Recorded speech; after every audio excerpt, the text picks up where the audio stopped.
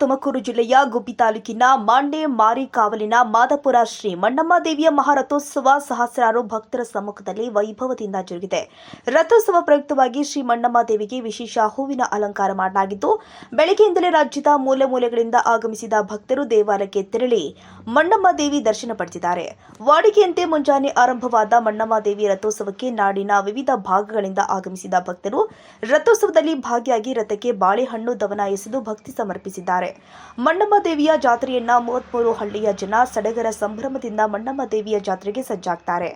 ಬಿದಿರೆ, ಮಾದಾಪುರ, ಇರಕಸಂದ್ರ, ಮೂಕನಹಳ್ಳಿ ಪಟ್ಟಣ ಸೇರಿ ಸುತ್ತಮುತ್ತಲಿನ 33 ಹಳ್ಳಿಯ ಭಕ್ತರು ಸಡಗರ ಸಂಭ್ರಮದಿಂದ ಜಾತ್ರೆಯನ್ನ ಮಾಡ್ತಾರೆ. ಶುಕ್ರವಾರ ಇಡೀ ದಿನ ಉಪವಾಸ ಮಾಡಿ ಅಮ್ಮನವರ ಅಗ್ನಿಕೊಂಡ ತುಳಿದು ಭಕ್ತಿ ಸಮರ್ಪಿಸಿದ್ರು.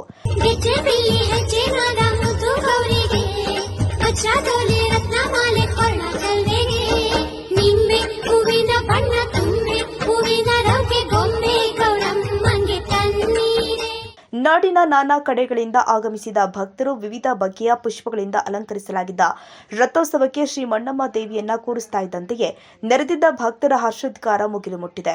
ಅಮ್ಮನವರನ್ನ ರಥೋತ್ಸವಕ್ಕೆ ಕೂರಿಸಿದ ನಂತರ ಭಕ್ತರು ನಾಮೊಂದು ತಾಮೊಂದು ಅಂತ ಮುಗಿಬೀಳ್ತಾ ಇದ್ದ ದೃಶ್ಯವೂ ಕೂಡ ಸಾಮಾನ್ಯವಾಗಿ ಕಂಡುಬಂತು. ರಥಕ್ಕೆ ಅಮ್ಮನವರ ಅರ್ಚಕರು ವಿಶೇಷ ಪೂಜೆ ಸಲ್ಲಿಸಿದ ನಂತರ ರಥೋತ್ಸವ ಪ್ರಾರಂಭವಾಗಿದೆ. ರಥೋತ್ಸವಕ್ಕೆ ಭಕ್ತರು ಶ್ರದ್ಧಾ ಭಕ್ತಿಯಿಂದ ರಥಕ್ಕೆ ಬಾಳೆಹಣ್ಣು ದವನ ಎಸೆದು ಹರಕೆ ತೀರಿಸಿದರು. ರಥೋತ್ಸವಕ್ಕೆ ಆಗಮಿಸಿದ ಭಕ್ತಾದಿಗಳಿಗೆ ಅಲ್ಲಲ್ಲಿ ಪ್ರಸಾದ ವಿನಿಯೋಗ ಏರ್ಪಡಿಸಲಾಗಿತ್ತು. ಇದೇ ಸಂದರ್ಭದಲ್ಲಿ ಮಣ್ಣಮ್ಮ ದೇವಿಯ ಟ್ರಸ್ಟ್ ಅಧ್ಯಕ್ಷ ಹಾಗೂ ಶಾಸಕರು ಆದ ಎಸ್.ಆರ್. ಶ್ರೀನಿವಾಸ್ ಕುಟುಂಬ ಸಮೇತ ಮಣ್ಣಮ್ಮ ದೇವಾಲಯಕ್ಕೆ ಆಗಮಿಸಿ ವಿಶೇಷ ಪೂಜೆ ಸಲ್ಲಿಸಿದರು. ಯಾವುದೇ ಅಹಿತಕರ ಘಟನೆ ನಡೆಯದಂತೆ ಚೋಳರು ಪೊಲೀಸರು ಸೂಕ್ತ ಬಂದೋಬಸ್ತ್ ವಹಿಸಿದ್ರು.